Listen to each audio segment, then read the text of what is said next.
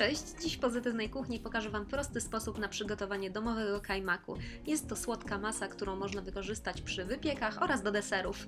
Przygotowuje się ją ze słodzonego mleka, a najprościej jest przygotować taką masę, posiadając mleko słodzone, puszkowane. Słodzone mleko powinno gotować się wystarczająco długo, żeby masa zgęstniała, ale nie za długo, żeby nie była skrystalizowana. Nie można też gotować go w zbyt wysokiej temperaturze, żeby się nie przypaliło. Puszkę z mlekiem zamkniętą wkładam do garnka i zalewam wodą. Najlepiej od razu zalać wrzątkiem, ale można też zalać wodą zimną i doprowadzić ją do wrzenia. Bardzo ważne, żeby puszka była w całości przykryta wodą. Puszkę trzymam na niedużym ogniu przez 2,5 godziny, tak żeby woda delikatnie bulgotała przez cały czas gotowania. W połowie gotowania puszkę można, ale nie trzeba obrócić. Po ugotowaniu masę studzę, otwieram puszkę i wykorzystuję do wypieków ciast, chyba że wcześniej wszystko zjem. Ciekawe, czy Wam też zdarza się wyjadać masę kajmakową prosto z puszki.